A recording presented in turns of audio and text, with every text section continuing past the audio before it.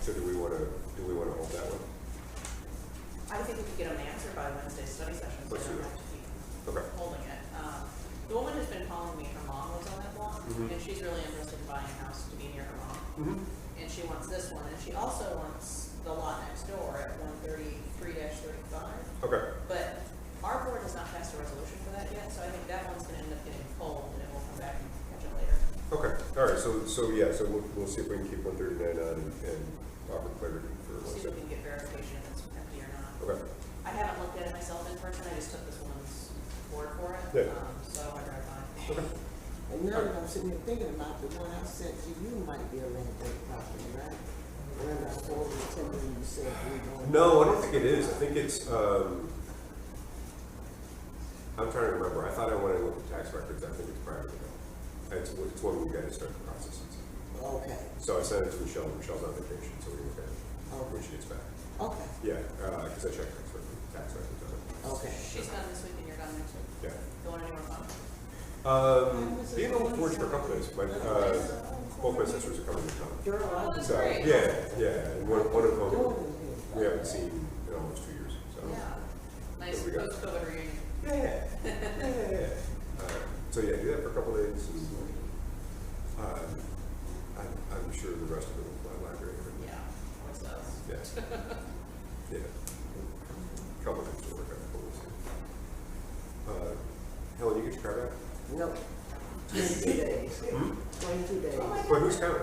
I had to act the hell up the other day, right after I left the press conference. I was. You were spitting fire when you went I outside. was sat down by the dog park and I was looking at that phone. So they wouldn't call me back. So I said, people forget about social media. So I posted a nice ugly post on their website and they started calling me back. Like I told them, I am a customer of a decade. And so your agents choose to ignore me and I'm probably the one to end this check. I said, oh, we're not doing that. I ate it last off and they had me twice. What? They give you a loan. The dealer did, Good. but the insurance company tried to call him yesterday, and I really don't even have a conversation with them at this point. Yeah. I just know when you try to gain my credit card, we're going to dispute it, and you're not getting paid. Yeah. You know that? Real simple. Yeah. Tired of playing games with people for no reason. What shop is it at? On the wire. Off my windshield. I wouldn't, the vandalize my car. 22 days later, I'm still waiting. Hey. I think my ankle on a big old party too, it still hurt. Yeah, it's true.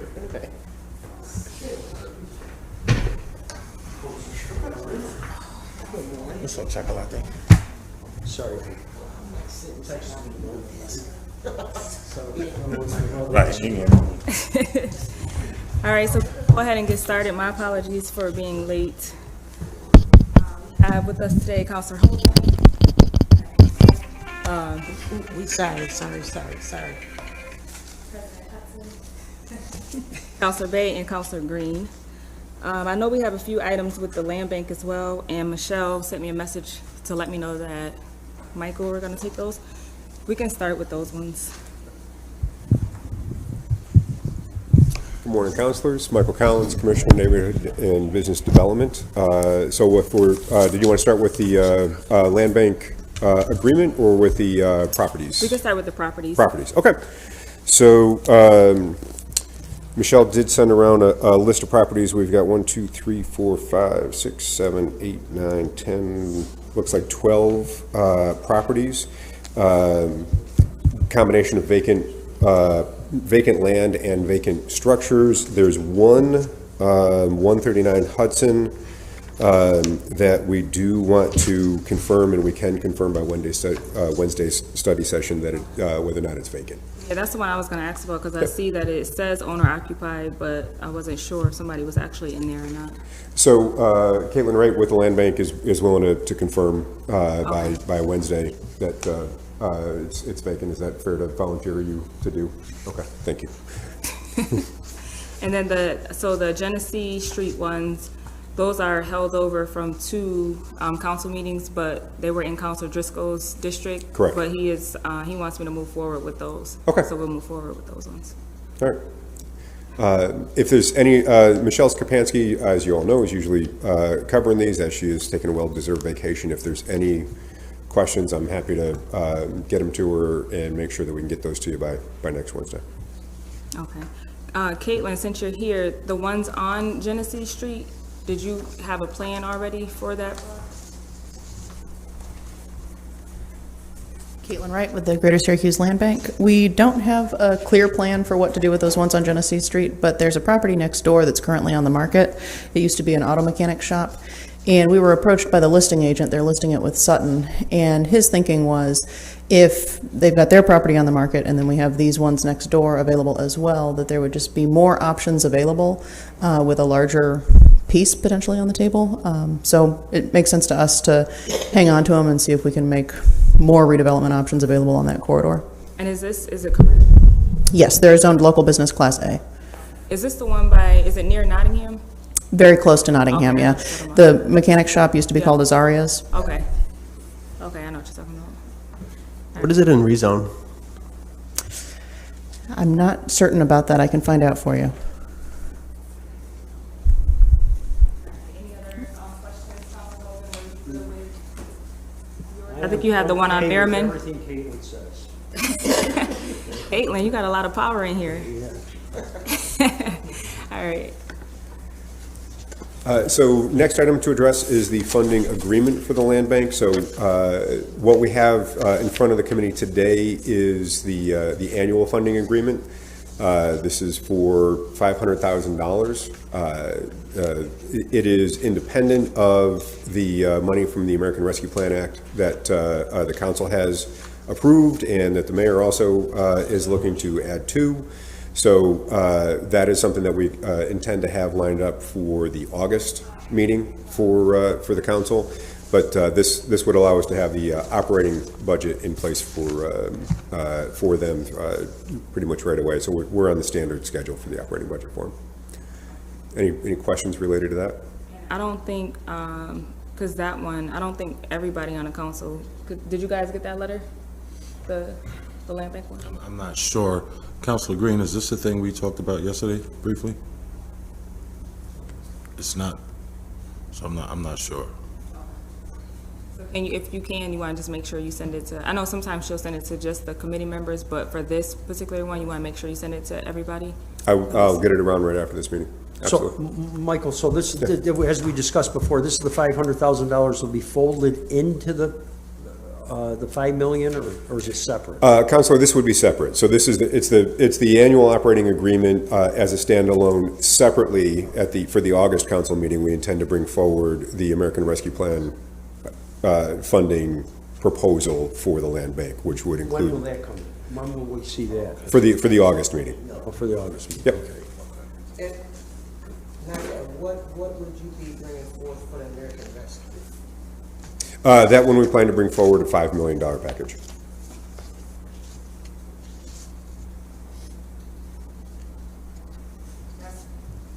Was your question, Council Hudson, more so for like the land bank portion of it, or just overall? No, for the land bank portion of it. Yeah, correct. Yeah, so for the American Rescue, the ARPA funds, we plan to bring forward a $5 million package that would create capacity within the land bank for property stabilization, for strategic demolition, all within the identified census tracts that the Treasury Department has put forth, and really allow us to have an impact at a greater level than we've ever had before. Okay. And I'm assuming you guys already, like you're working with Caitlin to come up with the actual plan, right? Yes, Okay. which is why we don't have it in front of you today, because we want to make sure that we're being really strategic in how we do Okay, it. We also want to be flexible, gotcha. for modifications or changes in. As housing development continues to evolve, we want to be Right. able to be flexible with Caitlin. So we'll identify some areas, but we want some flexibility as well. Gotcha. Okay. Okay, since we're on that one, Counselor, can so when we're talking about being flexible in the changes, right? how are we gonna open up when we decide on who's gonna start working on the development end of it? How are we gonna get that information to a variety of contractors, not just our same old, same old? Yeah, so So for the land bank, Caitlin will go through her process that she usually does. We would be contracting with her similar to how we're contracting today. For the housing development, I'm developing an RFQ right now. Okay, so we won't, it'll get circulated to more than just a standard suspect. We want housing developers that know how to build new construction, owner-occupied housing, and rental housing and substantial rehab.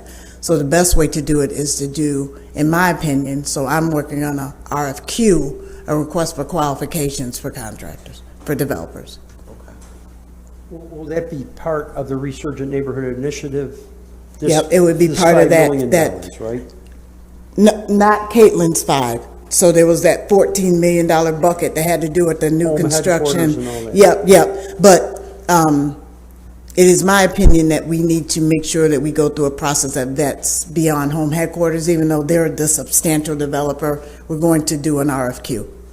What I meant about the Resurgent Neighborhood Mm-hmm. Initiative is that the land bank works to clear properties for the Resurgent. Oh, yeah, we Resurgent meet with Neighborhood. Caitlin And all this the is what time. Part of that, so Yep. we got one step, and then the second step is to build the houses. Is to right? build the houses. Okay. And We're home doing that. Headquarters is already, Yep, and we're doing that right now. Part of what home headquarters is doing right now has to do with that project. I worried about the flexibility too, President. I mean, I know it's good to be nimble to Mm-hmm. respond to things, but we want to make sure that, I believe a passes. RFQ gives us some flexibility in the opportunity for other construction to happen. The importance of identifying developers that can get in and do the work and get out is because we have a finite amount of time to spend the money too. So while we want to be open and have as many people participate as possible, we also need developers who can get the buildings built the best thing. in the best quality and in the time frame we need to get it done. But I do believe that we have to do this RFQ process that gives us, it's similar to what we do in code enforcement for demolition. So we have a pool of demolition companies that we can call on to do this development that are qualified. When you get folks like that, will they be, there'll be legislation come before the council to enter into contracts with those folks? Yes, is that what happens at? Generally speaking, what'll happen to follow on the model that Deputy Mayor is referring to, we bring forward to the council a set of approved contractors, and then from that, we're able to do the work within it. Okay. Piggyback on top of Councilor Hogan, this is just one more question I have. So we would pre-qualify developers, and all of this is in theory, because I'm working on it right now. Right. We would pre-qualify developers, bring to you this program that we're going to issue an RFQ with these pre-qualified. We would have the same process we do when we pick pre-qualified developers out of RFP process we have now, and approve that pool for use for the development. For 2 reasons. We want to make sure that, 3 reasons. We want to make sure that we have opportunities for people to participate, and they could do this through partnerships. We want to make sure that we're building quality housing for people who are going to have a mortgage for 20 years. And we want to ensure that they can develop in the time frame that we have to spend this money. I get all 3 of those points. Okay. But my question is, what about the flexibility of when they say, when you know these projects, you need a $5 million insurance policy? How are we gonna work through that? So there are standard insurance requirements for the city of Syracuse.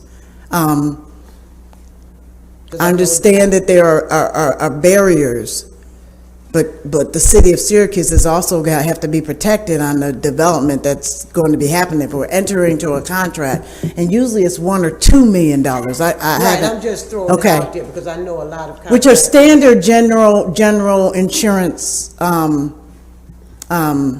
requirements for people that do this work. And that is the nuance, President Hudson, for people that do the work. And while we want to expand the opportunity, maybe there are great opportunities for I was partnerships. gonna say partnership. Partnerships that people who can do the work. Home headquarters right now, the entire fleet of them getting the foundation done and the framing done and the HVAC and heating, the electrical work, the vast majority of those contractors are minority and women-owned businesses right now. So we'll get a list of pre-qualification Yeah. criteria, right? I Yeah. mean, what the criteria you're after. So the RFQ is what I'm working on now. It's gonna be, I have to lay out, vet it through law, all of the criteria by which you would qualify to be able to be one of these preferred developers. Right. Yeah. And if they're not qualified, then they won't make that list anyways. So we won't even have that issue. It's important to have people who can build quality houses for people who are gonna have a mortgage on their house for 20 years. Yeah. I wanna give people opportunity, but I'm also thinking about the person that has a financial commitment. Some of the people aren't necessarily developers. They're contractors. contractors. They're not developers. And they'll get subcontracting opportunities. Yeah. Yeah, just for the record, this has kind of been the standard over the years. There's always a pre-qualification through MBD. Same happened in minor administration. Yep. They do a pre-qualification of contractors, and then, those contracts come. The point that the president made, I think, is important. And I know why she asked. And I think that's essentially what you articulate. We're always trying to make sure we're kind of sharing the opportunity. But that is normally been the standard mode of operation over the years. And Councilwoman Allen makes a good distinction between developers and contractors.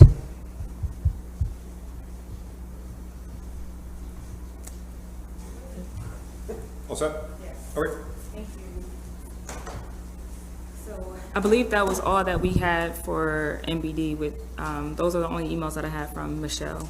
So we'll move on to, we had two requests for legislation from President Hudson. I'm trying to pull it up on my phone, but I'll go through the first one. I don't know if you have it on your phone, Councilor Hudson. The first one is for authorizing amendment of Chapter 5, Article 1, Section 5, revised general ordinance. Okay. No. Okay, yeah, this is way better. All right. Okay, thank you. All right, so the first one, this one is for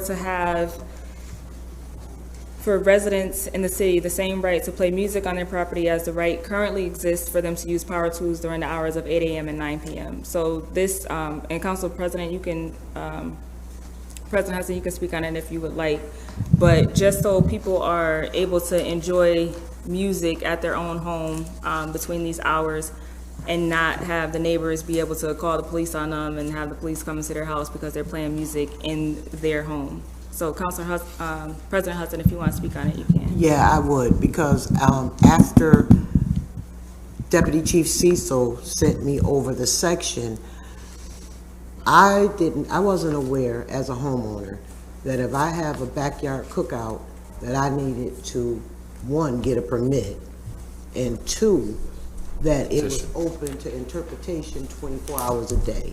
So if I play my radio at 9 o'clock in the morning, I stand the chance of the police showing up at my door telling me that the neighbor complained that I had my radio on. We know that the decimeter sounds, there's a limit to that, but I don't think that people should be harassed in their backyard because they want to have a backyard cookout.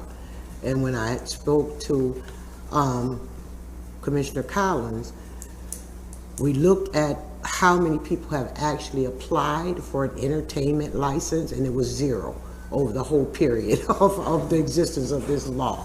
So that's why I wanted to move forward, that it's summertime and people are enjoying their backyards, and that we shouldn't have the police showing up every time they turn on some music in their yard. As we move forward with this legislation, I think it is important that we distinguish and be sure that people understand about the noise piece of the legislation, because many calls that we get about parties in the backyard is because people can't hear themselves in their own house. And so I think that as talking about this legislation doesn't give people the false impression that you can blast your music all day long till 9 o'clock at night beyond the noise ordinance. I'm very concerned that this is going to send that message to people, because the calls that we get are about backyard parties that are backyard parties. I'm gonna have one this weekend, but I have to be conscious of my neighbors and the volume of my. And everybody should be conscious of their neighbors. That's why we need to add a decimeter in. But I'm just, Deputy Mayor, I just have to say this, right? We talk about people in their backyards, but I've seen the police officers ride behind vehicles that's shaking the whole neighborhood with their music. They don't pull them over, they don't stop them, they don't say anything, that's considered an ordinance as well, noise ordinance. I completely agree. I'm just relaying the complaints that we deal with, particularly in the summer months around noise, particularly for parties. It says on here, it says between the hours of 8 a.m. and 9 p.m. in a manner that does not create unnecessary noise as defined herein and consistent with the other applicable provisions of this ordinance. So I don't know if it's a matter of, it says unnecessary noise, Right. but if we should change the wording to where it's not more, it's more like a level. for disturbance, you know what I mean? Like, what I music should remember- only be What enjoyed I in remember that space. before, we had a party on my street before with a DJ, and you could hear it at the other corner. Clearly a violation. Everybody on the street was outside and looking at me to call somebody to deal with it. And what I was told then is that their sound next door should not drown out your TV, or should not, be louder than your television in your house. That's what I was told, because at that point it's a disturbance. So I don't know how we articulate that in there. Yeah. Like if you sitting there and you got to turn your TV up because their music is too loud, then they're clearly violating. So that's what was explained to me then. I'm just concerned that about the was chief messaging following that it. goes along with the legislation, because I don't want people to feel carte blanche that does not. It's not carte blanche, and we need to add something in there, but I don't want it to be weaponized by their neighbors to bring the police in either. Well, I got a guy on Richmond Avenue who sets up large column speakers and just blasts the neighborhood every weekend. And as far as being weaponized by the police department just drives by. I mean, I actually have people call me up and they'll say, "Can you hear this?" I could hear it. It's like, I get a lot of calls on noise. And it's like usually amplification, literally, on Otisco Street too, where people put amplification and just blast it right into the other Right. houses. And Right. I would add though, to the president's point, cars. Yeah. We could start reinforcing that ordinance again. Jeez. Man. Problem. Yep. So I mean, obviously that may be just a matter of reinforcing something that we kind of pulled back on. Yep.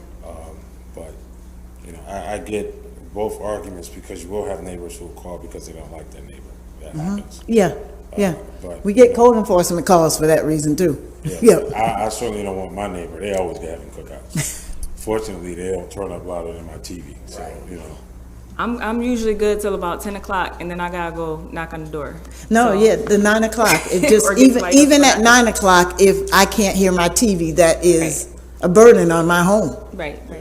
So that, I just wanted to step up here just to make that point about whether it's the legislation or the messaging around the legislation. I think the message, I mean, if you live at, like, my neighborhood's a noisy neighborhood because there's a saloon on every corner.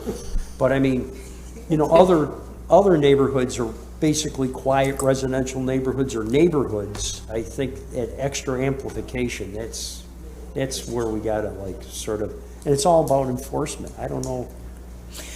Deputy Mayor, here's an idea. Okay. We got all these community service officers, and has there ever been thought to put them on the weekends and just go through the neighborhoods and maybe ticket illegally parked cars, tickets excessive noise? Because people call the police, and a lot of times they just drive by. There have I mean, been. just using these people to sort of like to address some of these neighborhoods' quality of life There, complaints? there have been, and I'll circle back around with, I believe it's Chief Cecil or Could Shaw, we if use I've had ARPA money this. for that, to pay those folks overtime or anything like that? I mean, Yep. I think that would address a lot of problems. And, you know, they're not, and it's not like with, if one of those folks, they would just go by and ticket. You know, it wouldn't have to be that police confrontation. And let's have an honest conversation here. I mean, the police can go to a house, my house, Helen, and I'm having a party and this is my backyard, and they flipped the bird and said, "Get out of my backyard." That's what happens.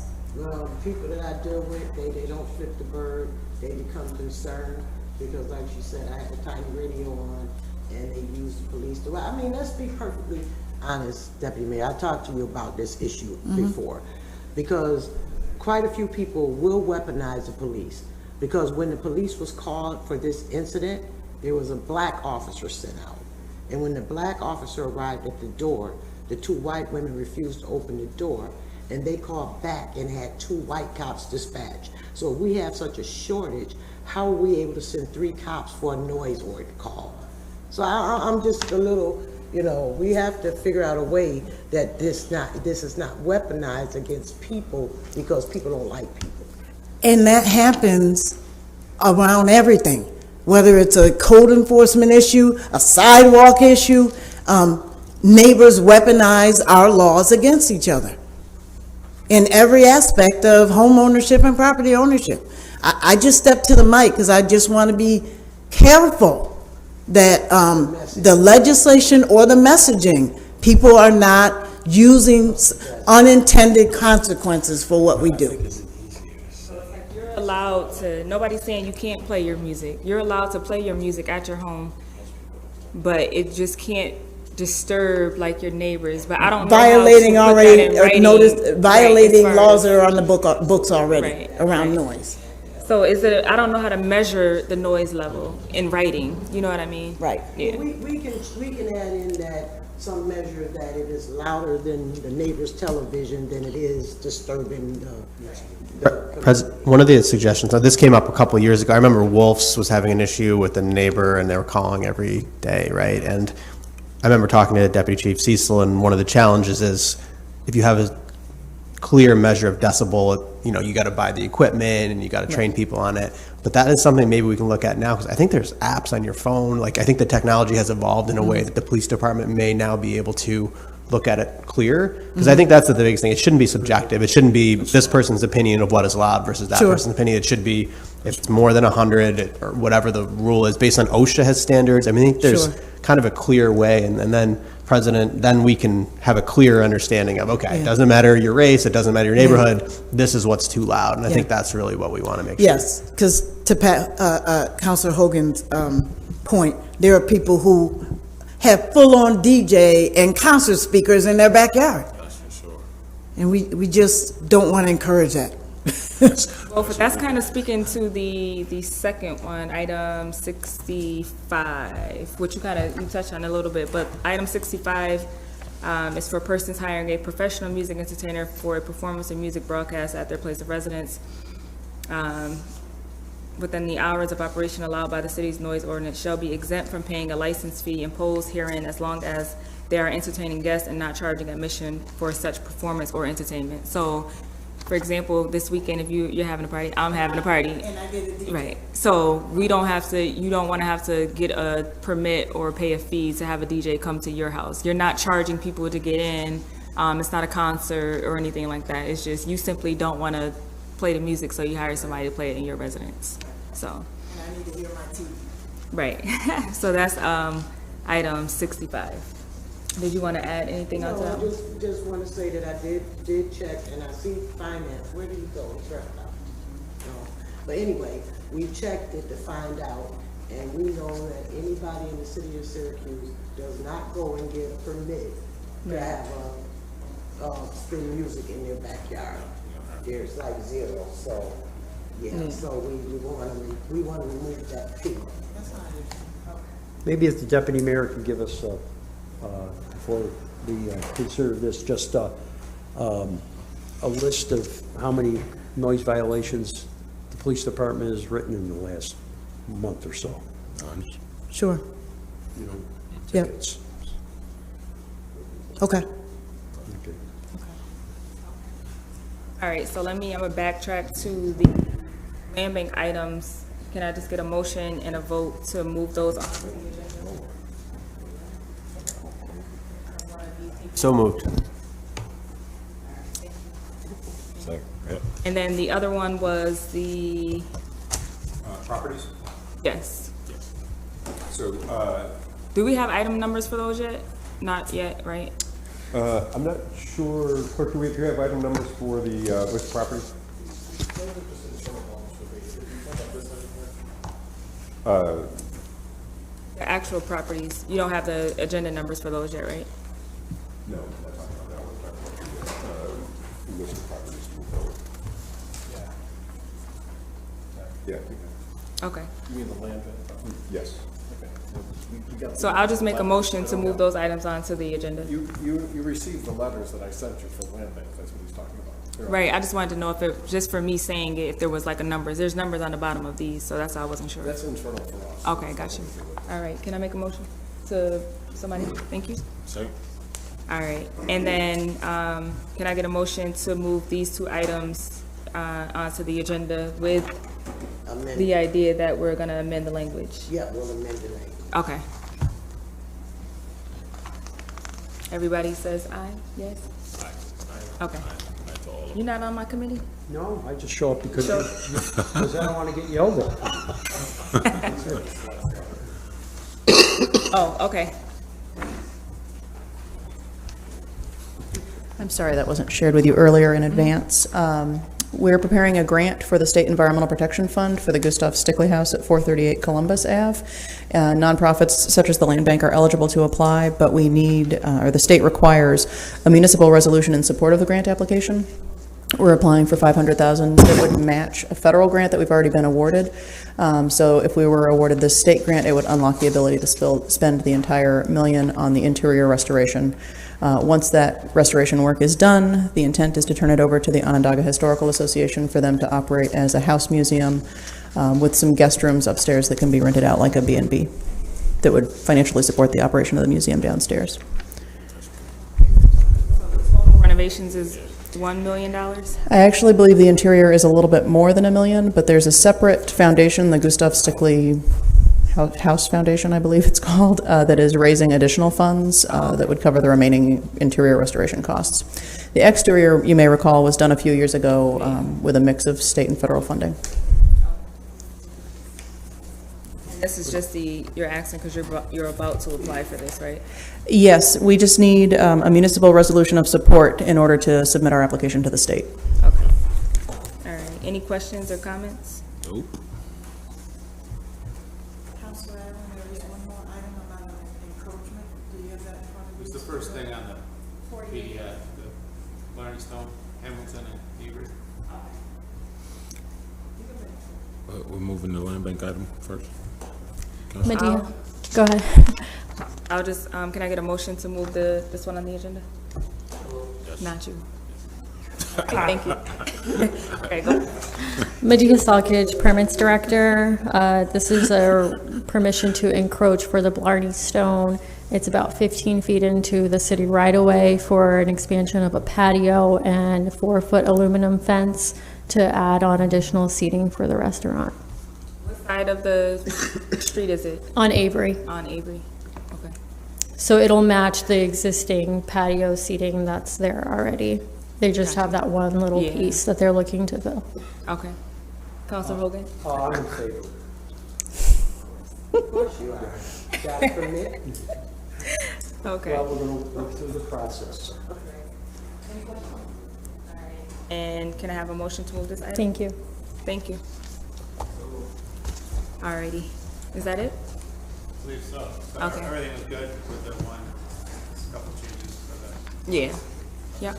All right. I apologize. This was a very choppy meeting, so I apologize. Just check. Next time, can y'all print the stuff out, please? Okay. Thank you.